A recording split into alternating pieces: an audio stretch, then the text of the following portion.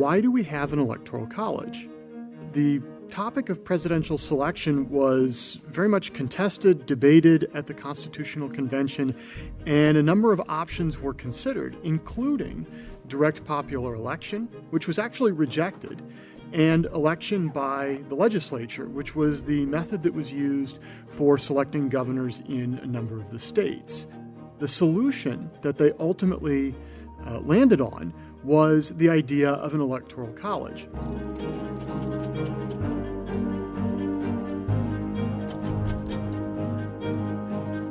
Now, the idea of an electoral college was that each state would be assigned a number of electors based on the size of their congressional delegation. So a state's electoral college is the number of members of the U.S. House of Representatives it has, combined with 2 to represent the 2 senators that the states have. Now, they are not the same people. In fact, a congressman can't be an elector at the same time. They wanted the Electoral College function as something of a mini legislature that had only one job, the selection of a president. And it seems to be that the original intention was that electors would be chosen, and then once selected, they would be asked to use their independent judgment. So they would deliberate, they would think about alternatives, and then finally, on an individual basis, they would make a choice. And the idea here was to balance a number of factors. One of those factors was obviously the will of the people needed to be registered. But it's important to note, and Alexander Hamilton talks about this in some detail in Federalist 68, that registering the will of the people was not the only consideration. They also wanted to be sure that they selected someone who Hamilton said was preeminent for ability and virtue. In other words, the outcome mattered too. They were concerned about registering the will of the people, about government by consent, but they were also concerned that they secured a president who was going to be conducive to good government, who was going to execute the laws effectively, to administer them justly and efficiently. And so they wanted to make sure that they got the right person in the office. Now, from the earliest days of government under the Constitution, the Electoral College didn't really function in the way that it seems that it was intended. Of course, for the first 2 elections, Washington was the man. He dominated the political scene. He was elected unanimously in 1788, 89, and when he was reelected in 1792, all that was really necessary was for Washington to make it known that he was willing to serve in that capacity again, and he was reelected unanimously. Once Washington exits the political stage, however, things begin to change. You have the introduction of partisanship into the presidential selection process, where you have Federalists and you have Democratic Republicans, and they are competing. And so what ends up happening is parties nominate candidates, and states begin the process of pledging electors or binding electors in some way, so that instead of exercising their independent judgment, electors, if chosen, will be bound to the person they have publicly proclaimed that they are supporting. So you have a change in the system away from this idea of electors functioning as legislators and using their best judgment. The other thing that happens is that states begin to realize that they can maximize their importance to the presidential selection process if electors from that state cast their vote in a block.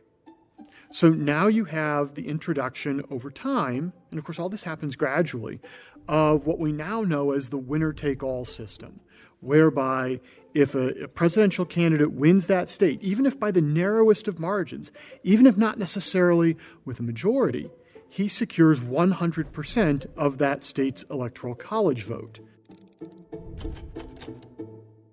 So, if that's the case, if the Electoral College has never really functioned in the way that it was originally intended, why do we retain it?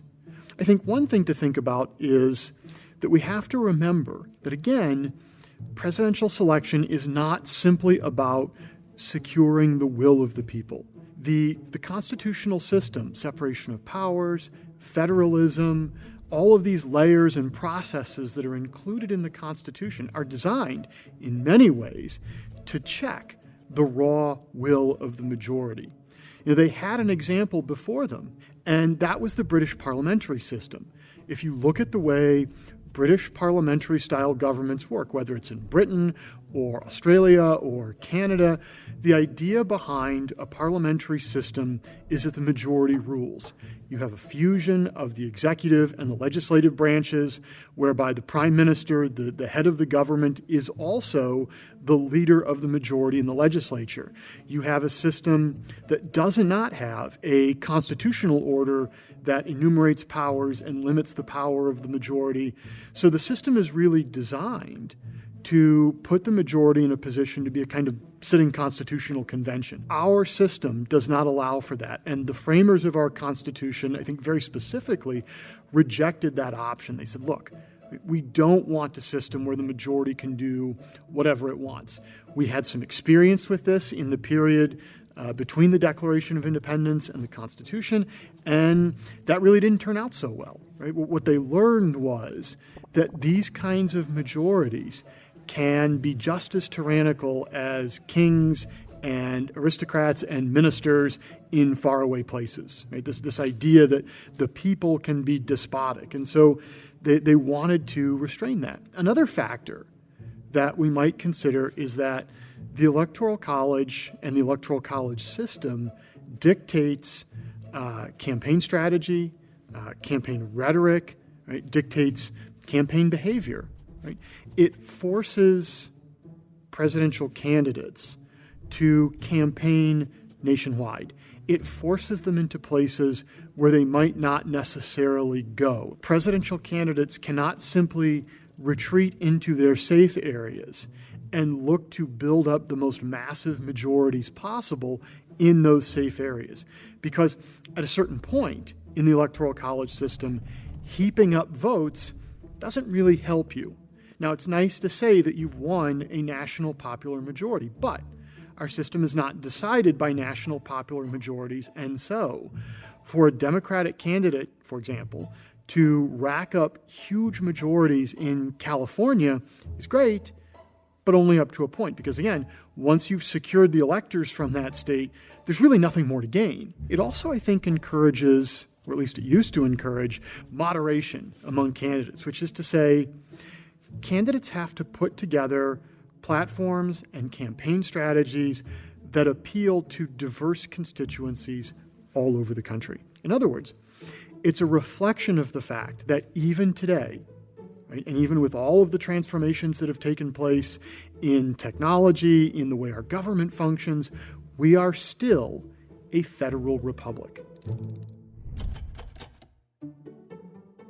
Now, finally, let's take a look at the other side of this. And the other side of this is, what would the presidential selection process look like without an electoral college? Well, the first thing I think you'd notice is that you'd have the transformation from what we might think of as retail politics to what is sometimes called wholesale politics.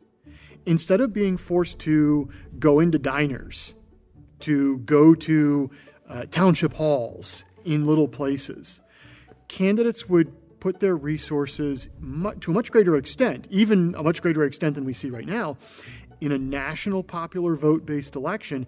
That would mean the major media markets, where advertising dollars bought could translate much more readily into votes obtained. And in a national popular vote system, a vote obtained for a Democratic candidate in California or a Republican candidate in Texas is equally valuable. So there would be an incentive there to pile up those votes, right, through national mass media campaigns.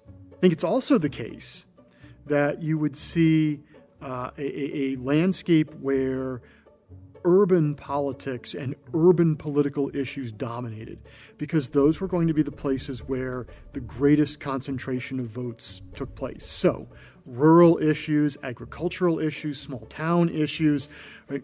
Those areas, those vast swathes of the country in between those big cities, the issues that mattered to them would be largely neglected.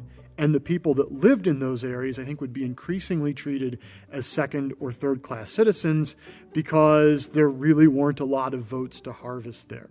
I think finally, election integrity issues would suddenly become nationwide because every tiny precinct in America would be a place to scavenge, to harvest a few ballots. So a few votes here and a few votes there all over the country. And so the issues with ensuring fair and legal elections, right, would become vastly increased. And the amount of resources that it would be necessary to deploy in order to ensure that those elections are fair and honest would increase exponentially. And every little precinct in the country would have to be on the alert. So even though the Electoral College does not function in the way that its authors originally believed it would function, it still carries out very important responsibilities within the system. And I think that in the end, even though it doesn't mechanically function in the way that its authors believed, it still operates in that spirit. It still contributes to the idea of a federal constitutional republic.